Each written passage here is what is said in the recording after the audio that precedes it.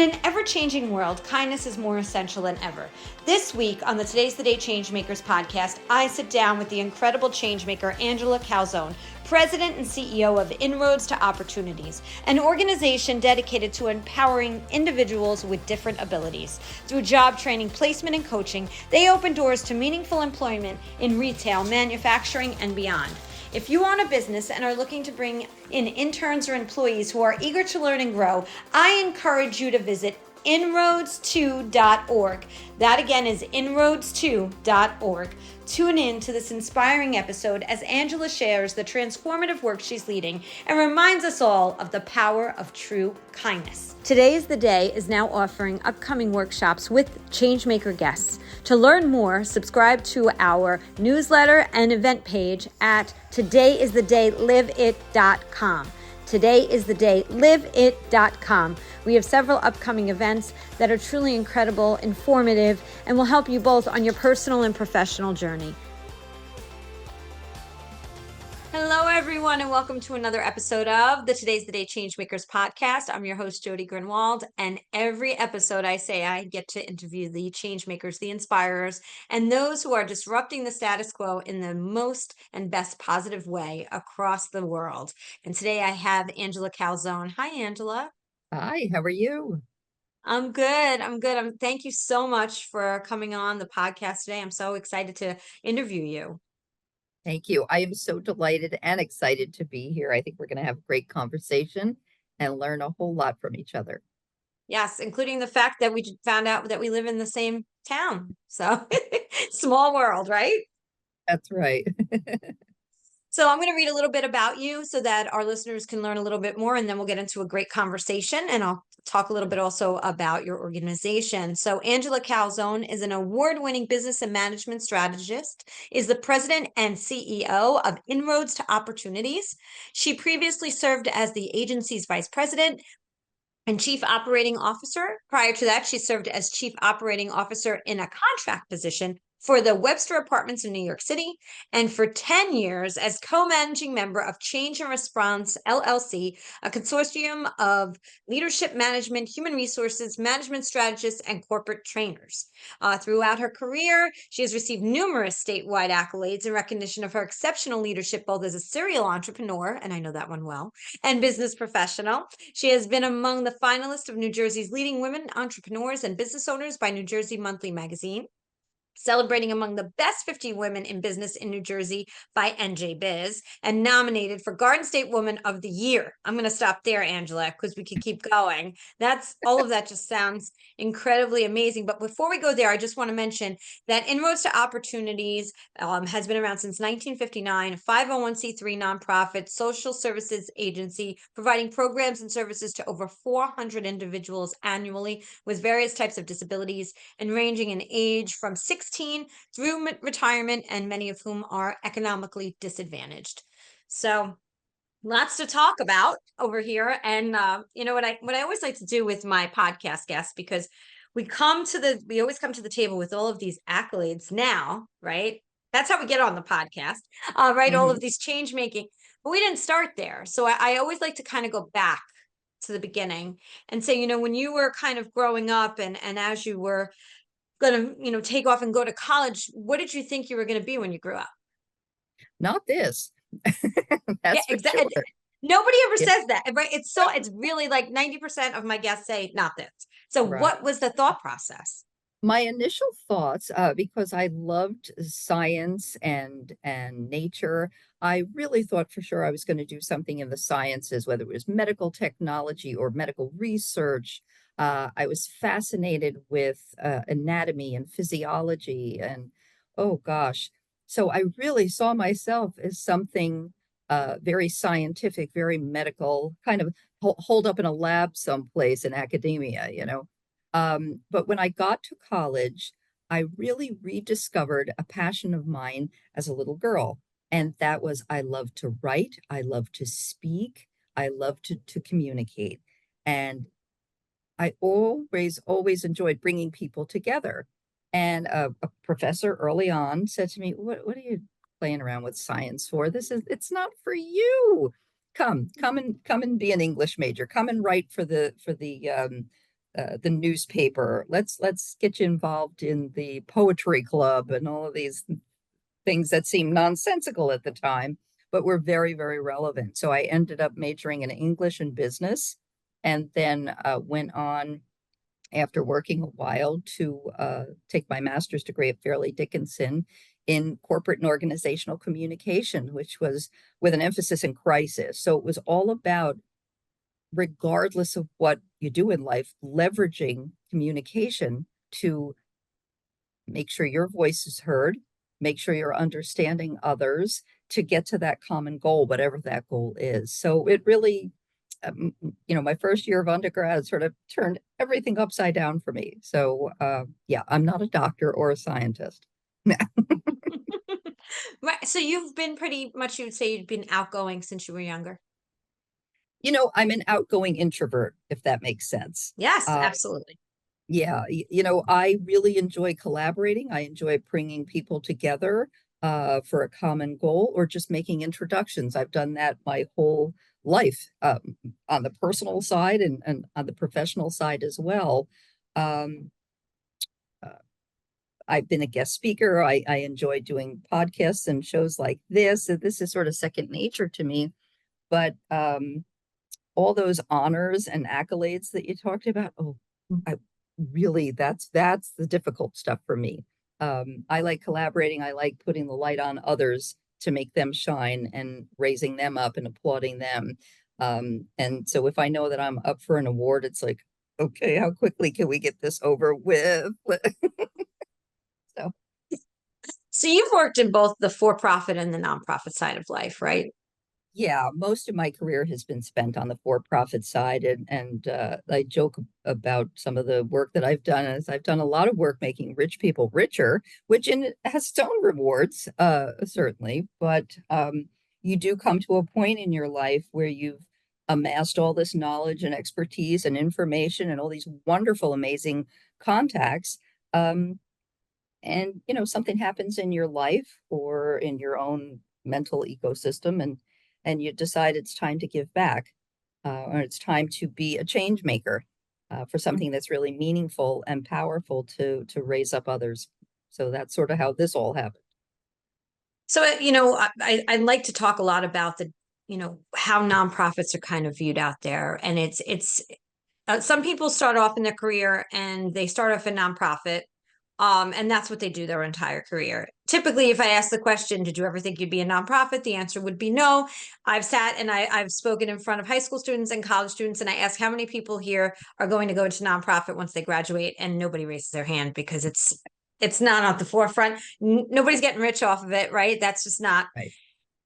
So when you look at the differences between your for-profit roles and your nonprofit roles, just for the listener's sake, you and I know what the answer is, but listener's sake, overlap. Where's the overlap between the nonprofit and the for-profit?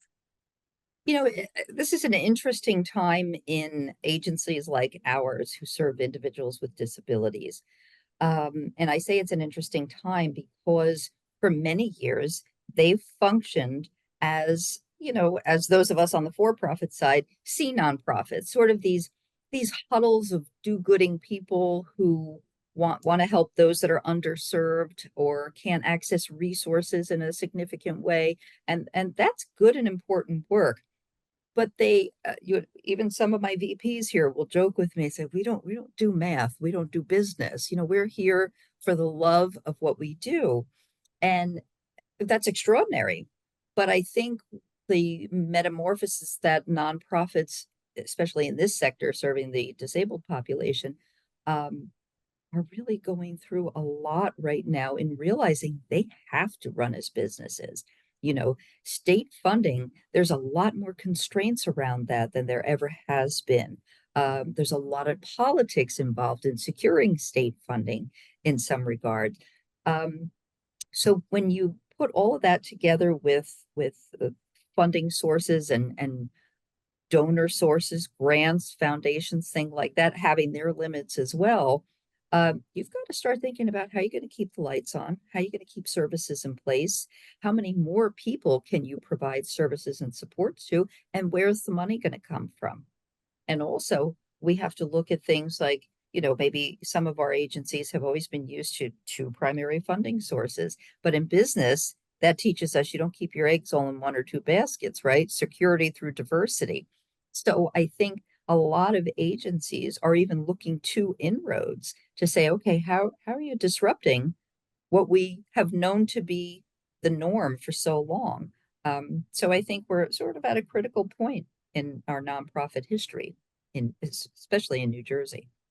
I couldn't agree more. There's so many nonprofits in the state, all doing incredible, incredible work, helping so many people that need it, and the environment, and so many other, organization. So many organizations are just doing so many good things. What happens is those who are giving, right, are the ones that all of us are going to, and it's the same pockets, right, of those bigger organizations. And if you happen to be in Monmouth and Ocean County, those organizations are very different than if you're in Somerset and Mercer and even further Absolutely. north. So Mhm. it's, here in New Jersey, I'm speaking just for New Jersey, for those who are listening somewhere else, is that it's where we see a lot of the same names all the time. And Right. you talked about, getting a government grants, and it's not just the work it takes to get the grant and pray you get the grant, but then after you get the grant, the amount of work it takes to showcase what you've done Absolutely. with the grant, right? Right. Right. So, and thinking about all that, you mentioned about, um, helping those who are, living with disabilities and employment, finding employment for those. And there is this misconception, I believe, that I Right. wanted to bring up and have you speak about. And employment for those who have different abilities, I like to say, right? Talk a little bit about the prevalence of this issue, because it is a very big issue.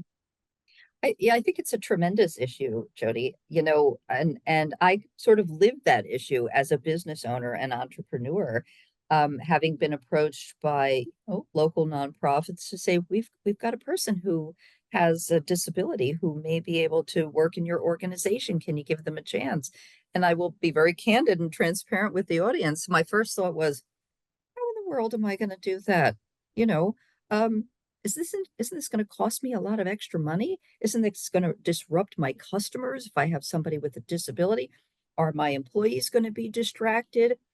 I want to do well and do good just like everyone else when I was a business owner.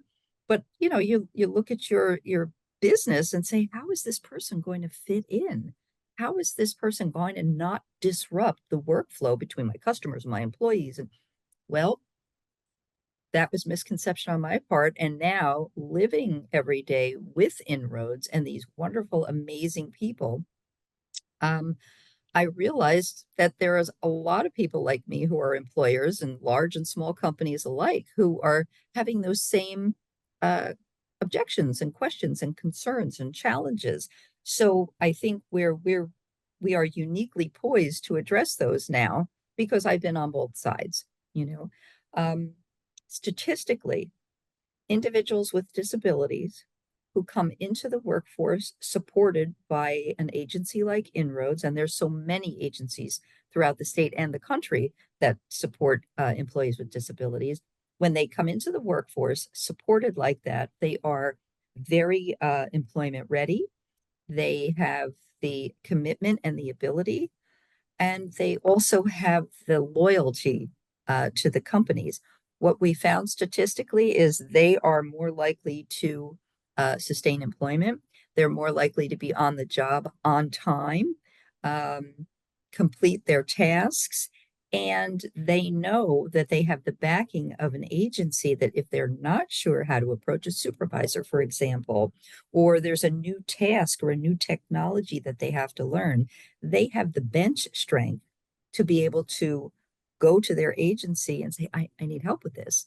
And we're right there to support them. So, as from an employer's perspective, it is not disruptive to your workforce. There is typically a job coach, often with an individual who comes through our agency or agencies like ours who get supported employment in the community. So there's a lot of supports around these folks, and it doesn't get in the way of anything. It doesn't get in the way, it doesn't distract your employees. Um, it doesn't disrupt your customer flow.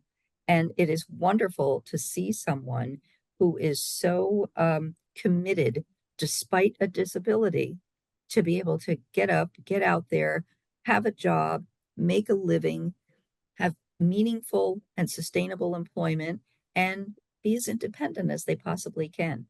And so we have had a number of employers sign on. Um, and it's just tremendous to watch people get out there and be able to work. I mean, work equals independence, work equals self-esteem. Uh, and it's just extraordinary to watch anybody, even a college kid when they get their first job with or without a disability. You just see the change that comes over that money in their pocket, that sense of independence and adultness, you know. Um, so even people who need care in other aspects of their lives to be able to feel that level of independence. And there's a social aspect to working too, right? We figured that out during COVID. Those of us that had to be home and work remotely, you suddenly you realized how much you miss your coworkers, right? And so shouldn't everyone have that benefit? Absolutely. Yeah, without a doubt. Now, if somebody's listening and is like, okay, you know what, I'm really interested in learning more about the process. Can you give us what that a little bit of a synopsis of what the process is if they wanted to bring on someone from your organization? Absolutely. They can certainly, if they have a job opening, um, or any opportunity. Not only does an employer necessarily have to have a full or a part-time job, they can also open their doors to us because we do a lot of vocational evaluating of people. You know, we may have an individual who comes to us and they're not certain what they want to do. So we'll go through an evaluation process with them.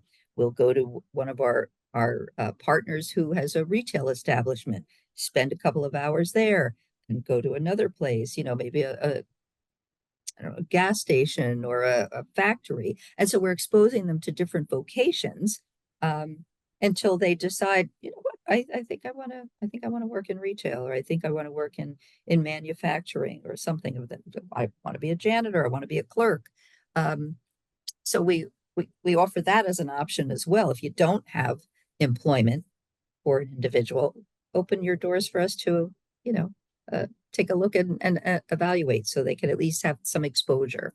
Um, but in terms of if an employer does have a job opportunity, they can certainly reach out to Inroads via our website or by phone or email and let us know what that position is. And then we will look at the individuals that we're working with and create a job match. It's very much like an employment agency, although there's no money involved. There's no headhunter fee for us. We're doing this because we're state funded and we are committed to our mission of getting everybody to work. Um, and just like an employment agency will give you a number of people to interview. And if you want them to come and, try on the job a little bit, we do that as well. Um, the employer interviews the candidates, they select the candidate they feel is best for the role, and off they go. They've got a job. We assist in the onboarding. We're there to help them learn the scope of the job. We're there to help them do the job and just navigate the process of work. And if we have to be there with them their entire career, we will. And if they enjoy the job and get the job and understand it, and they don't need us anymore, that's fine too. We're always here if they need us. That's wonderful. It sounds absolutely such an amazing organization. And I know you had mentioned to me before that you have 70 employees, right? You help about 400 people a year. And it's more than what we just talked about. So do you want to share some of the other programs, please, with everyone, with our listeners here today? Yes, absolutely. We have an amazing array of programs here. So, in addition to what we call supported employment and evaluation services as well, where we help people select what kind of employment they may want to choose, we also have a mental health partial care program here. And those are folks that may have recently been released from a hospital or need a very structured daily psychiatric and mental health counseling support. Um, we have extended employment, which is a program that those individuals may not necessarily be work ready to move into the community based employment. But we have a contract packaging operation here. We have a cafeteria, fully functioned cafeteria here, so they can work at our campus in those capacities, either in contract packaging or doing work in our cafeteria. We have certificate training programs here. Folks can come in and they can learn how to drive a forklift and get OSHA certified, how to be a janitorial maintenance engineer and get a certificate, surf save for food handling. So we have a variety of programs, but they're all focused in having the individuals with disabilities. And again, disability could be visible or invisible.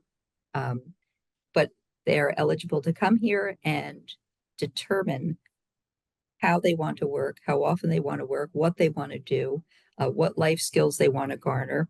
We start with folks as young as 16 years old. We are considered an out of district placement for our school to work transition program. So high school kids from 16 to 21 come here and they'll have their more classroom work sort of in the day, and then in the afternoon, in the mornings, in the afternoon, they go out into the community and they're getting exposure to a variety of vocations and doing some fun social stuff too, of course.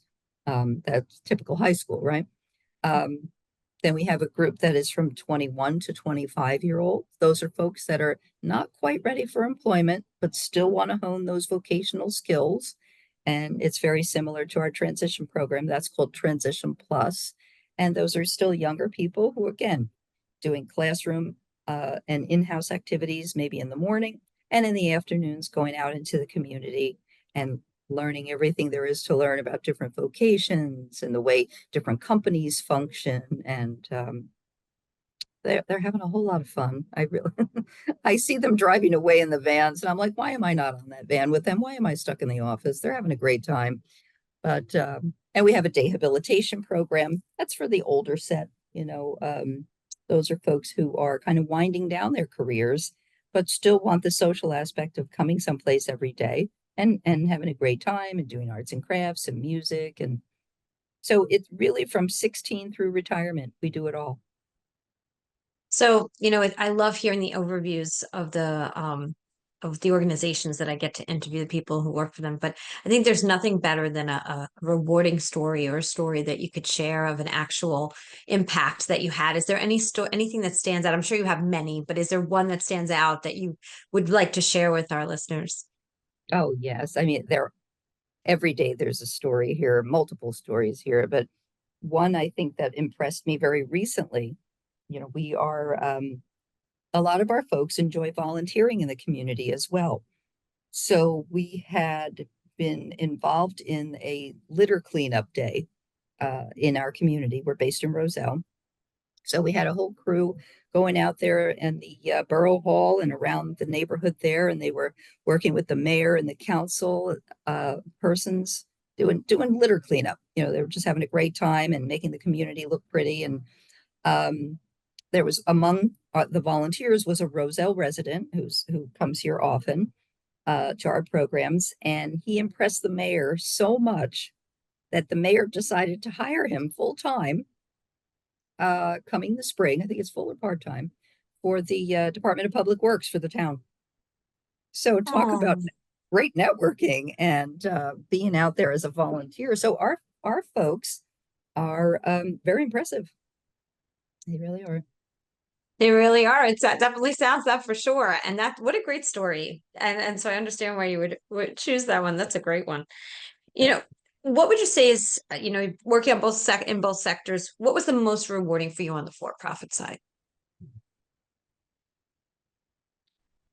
I think, wow, oh gosh, that you know what, there was a lot of rewarding work on the for-profit side too, because I passed through so many companies, especially having my consultancy, and whether it was building a good and sturdy succession plan for a family-owned business, watching a father pass it to his son and daughter, and making sure that the infrastructure was there and that the kids were going to fight, after dad retired and things like that. Um, so I think working with family-owned businesses was really kind of at my core. I really enjoyed watching that wealth and that knowledge, not just the financial wealth, but you know, the family business becomes sort of um, a family member in a way. Even if family member is not working in the business, they're involved in the business somehow. So I think that's where I had my most rewarding experiences is passing the baton on to the next generation and in helping to ensure their success. And now on the nonprofit side, what's the most rewarding? Gosh, just being able to serve, just being here every day and whatever I know and whoever I am and whatever I do, being able to give it to such an extraordinary group of people. I think that just makes me so happy. And, we talked earlier before we got on camera about the commute. I mean, I commute, I think it's what, 140 miles round trip every day from Ocean County to Union County, New Jersey. And I wouldn't trade it for anything in the world because it is so amazing to be a part of this. See that, and that's so beautiful because taking, coming from someone here who has traveled, and I lived in Ocean County as well, and I had to go to Delaware and Camp Hill, Pennsylvania, and DC and all over. It's like the after a while, it becomes tough. But when your work is just your heart, it's Right. not as difficult to sit in that traffic. And like you said, you got to try to navigate the New Jersey traffic times. That's Right. super fun. Yeah, that's what they have audiobooks for, right? Right. That's so true. So you're going into the 65th year at Inroads, right? We are in our 65th year. We just had an amazing celebration.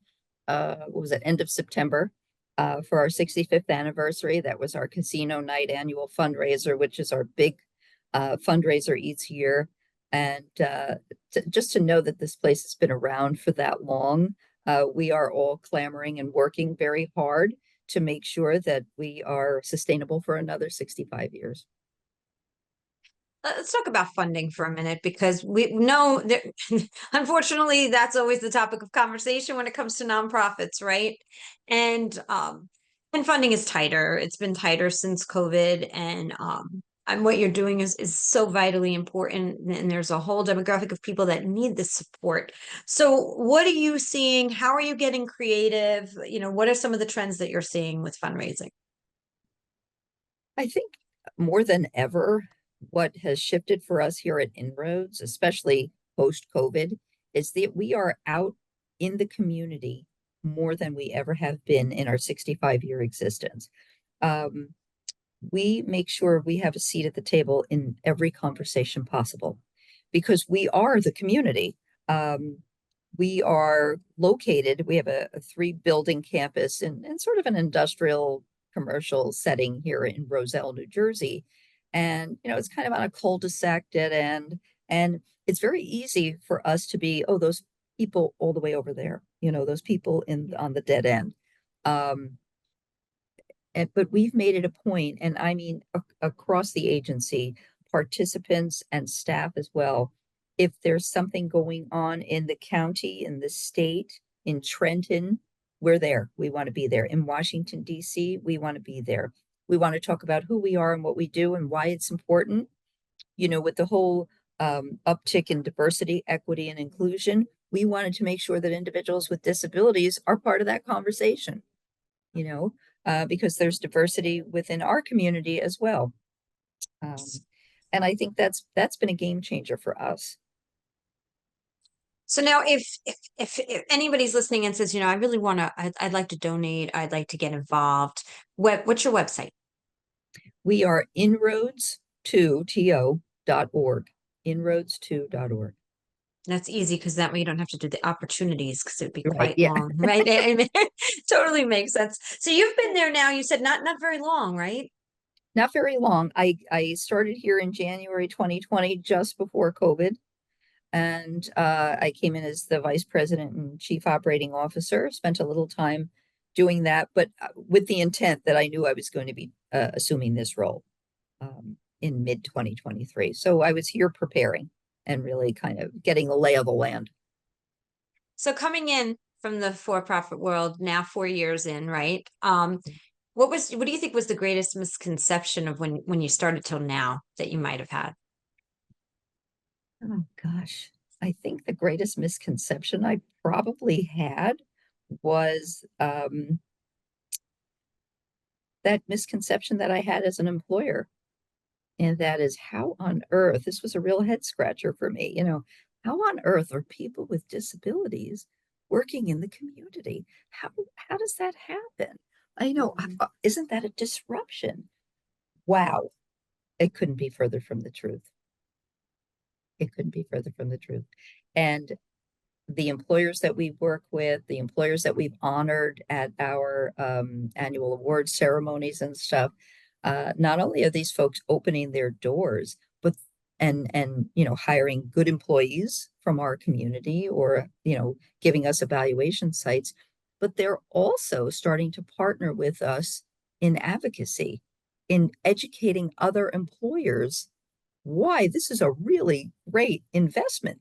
This is a population that you really want to bring in, and have as a part of your staff. They're hardworking, they're loyal, um, they want to learn, they want to be successful, they want to move up in some cases. They enjoy the work that they do. They like the camaraderie of being part of a greater organization. So in an era and in a location, certainly in the tri-state area, where really good employees are often hard to come by, Mhm. we've got them here, and certainly they're ready to be employed uh, at whatever company or organization is out there with opportunity.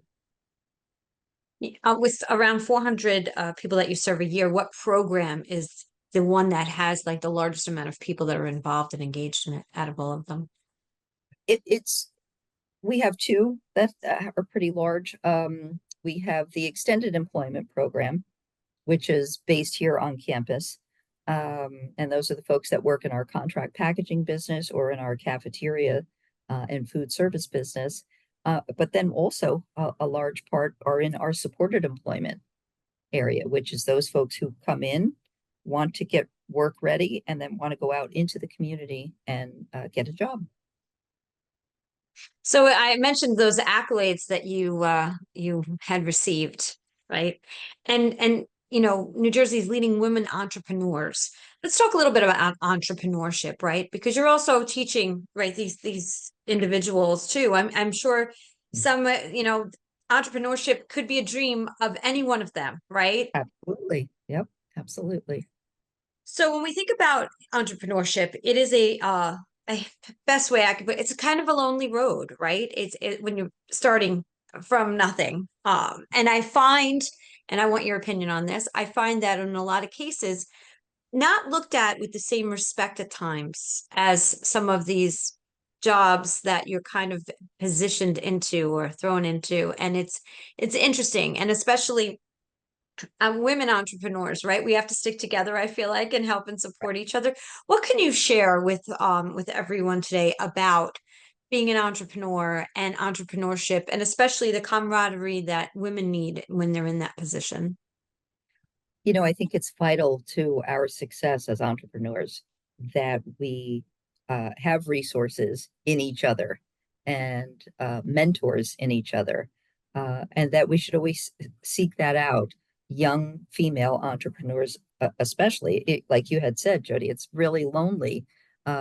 Whether you're starting it in your home or whether you're starting it in a storefront or a small office, it's typically just you. And we talked a little bit about the social aspect and how people benefit from just being with each other and engaging and networking. But there's also an awful lot of learning amongst women entrepreneurs. We bring a lot of breadth of experience and expertise to the table, and just life experience on how do you manage starting a business and raising a family, or managing home life with work life. So that, I think, transcends um, age and other demographics, race and ethnicity. I think that as women, we share a lot in terms of those experiences and challenges. So, and there's plenty of organizations, thankfully, in our area that women, reinventing themselves maybe later in life and starting a business, or young entrepreneurs who, coming out of college saying, I don't want to work for anybody, I want to do this myself. There's a lot to be learned from other women. And so reaching out to those resources is truly critical. Because I was going to ask you that question, what advice do you have for that person, right? And especially second career, right? So I'm, certain age you hit and you're like, okay, I've done this rat race for a while and I've had this vision and this passion and I dream about this one thing that I just really want to launch. And the thought process of making it happen is so scary that fear holds us back a lot. And when you hit a certain age, though, if you don't do it, you don't do it, and it could become a regret. What do you have? What kind of advice do you have for that person who may be thinking that way right now? They've got that vision and that passion, but they're frightened. What do they do? Where do they go? I think, if you've got the vision and the passion, I think that one final component is the resources, and resources may not be monetary. Resources could be very much just support of family and friends or others in like businesses and stuff. But I think in those terms, what I've found successful for me is start somewhere, start talking to, even if it's your local chamber of commerce. Oftentimes, even the smallest chambers of commerce have women's groups, or women's entrepreneurs groups, or professional women networking. There are so many things to choose from, but start if you're a local business and you're just starting out, or you're again reinventing yourself, looking to establish yourself in a new career, reach out to the local chamber or a trade association that's in the profession that you're looking to move into. You know, you may have done something in science technology your whole life, and now you've decided you want to be a realtor.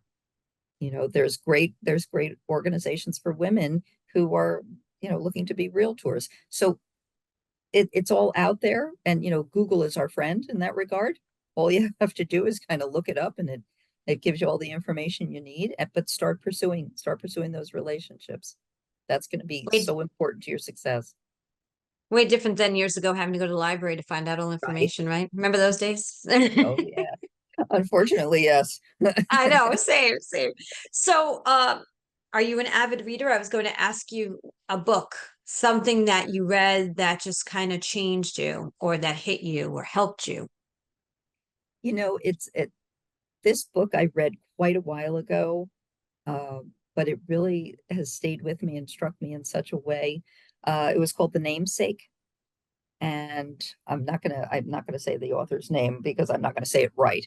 Um, but it was about uh, was sort of a generational kind of pass along thing, and what struck me is, even though it was about an Indian family, as an Italian American, I related to that because you have folks that have worked so hard in your family that have left the parent country, so to speak, to come to Mhm. America to pave a way for all of us. And how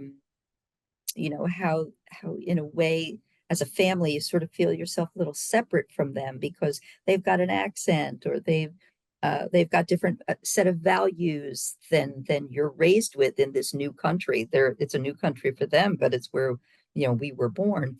And it was just an extraordinary read because even at the end you could feel that pass on from the parent to the child.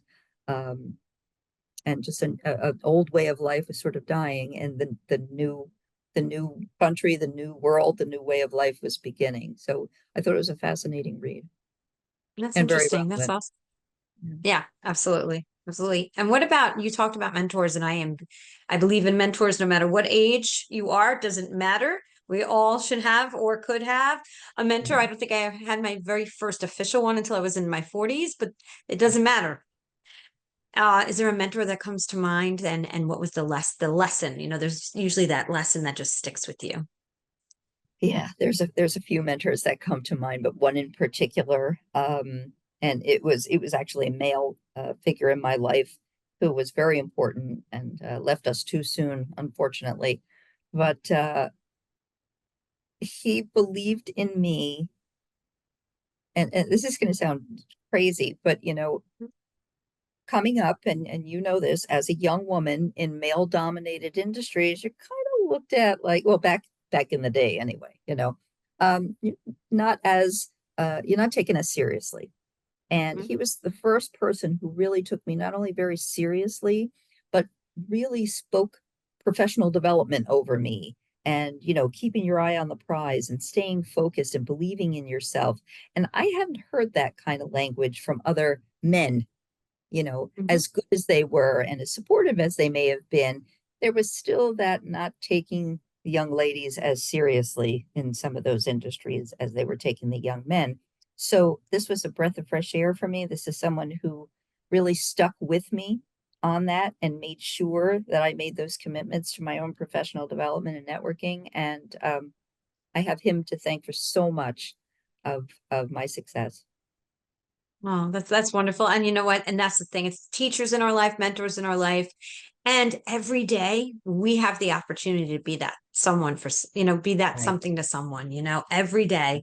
And the words that we say, we don't even know the impact that they have. If we pay close attention, we Yeah. really can, with kindness, help people continue to grow. And just could be the simplest thing, the nicest smile, whatever it is, holding the door open. It doesn't have to be anything earth shattering, right?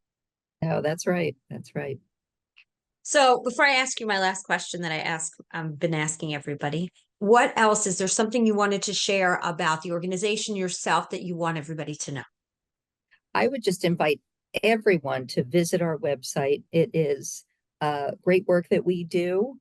And I think it's an education to look at that site and really understand all the interesting and wonderful things that are happening in our community. Wonderful. And one more time, just give that website before I ask you the last question. Sure, we are Inroads with a plural, INROADSTO, inroads2.org. So Angela, what is the legacy that you're creating right now that you hope to leave behind? You mean here specifically at Inroads? Just it's Angela. It could be at Inroads, it could be in general. It's you. Yeah. I think, you know, you mentioned the word that is very important to me, and that is kindness. I think, especially these days, there's been such an absence and such a vacuum of kindness and just basic humanity. Um, and I have been very committed to that my whole life. I never want to be unkind. I don't want to hurt anyone. Even when you have to make really tough, hard decisions in business, knowing that they're going to impact people negatively, potentially, or financially, um, to do that with kindness and a lot of soul searching. And I think people don't take enough time these days to be that human, you know, to show that sort of humanity and the dignity for others. And we do that through kindness, just being kind to each other. So that's what if anybody takes anything away from me in terms of the way I live, I'm hoping it's that I'm kind. It's interesting you talk about, sometimes those hard decisions that you have to make. And I remember my dad saying to me, because he said he practiced the religion of kindness. If he was asked what religion he practiced, that was it. Love that. And I he would love always say, when I became a manager and worked my way up, he was always like, just be really careful how you are when you have that. to have the tough conversations and let people go because you are responsible for the way they eat. And I never really thought about it that way, right? We don't typically think about it that way when you're in that position. It made it way harder to make those decisions, Right. but it keeps you really thinking about kindness, right? When you're in a difficult situation and have to say some things that are just not what you want to have to do, whether it's letting someone go or furloughing or, during COVID and things like that. So, yeah, so kindness. So I'm so glad we met. Can't believe that we're in the same town. So I, this is awesome. I'm sure we'll run into each other now that we know that. We totally see in Target somewhere or something like that, Right, right? right. Absolutely. Anything else, Angela, that you want to share? No, thank you so much, Jodi. This has been such a pleasure to be with you today. Thank you. It has been really such a pleasure. And I'm so glad that we'll give some props to Amy Delman, right, for introducing Yes, us because she's absolutely. awesome. And you're welcome back to come back and give updates of what's happening, what, at Inroads to opportunities. We want to know, we want to share. Um, and if anybody wants to learn more, please go to the website and please go. So inroads2.org, right? Absolutely. Right, can't say it enough. So thanks, Angela. So again, Thank you. my guest today was Angela Calzone, and I'm going to say what I say at the end of every single podcast. Today is the day. You cannot go back to yesterday, and you do not yet own tomorrow. So, what small or large steps are you going to take today to get yourself closer to your goals? I hope you take that step today. Have a great day, everyone. Bye. Thank you to Changemaker Angela Calzone for being an incredible guest this week. She is, again, the president and CEO of Inroads to Opportunities. To learn more about their programming, go to inroads2.org. Don't forget to subscribe to the Today's the Day Changemakers YouTube channel. Follow us on Facebook and Instagram at Today is the Day Live It. If you would like an opportunity to be part of one of our workshops with the incredible changemaker guests that you see here on this podcast, please go to todayisthedayliveit.com. And you can sign up to be part of our newsletter, as well as receive all of our upcoming emails about upcoming events. We hope to see you next week. Have a great week, everyone.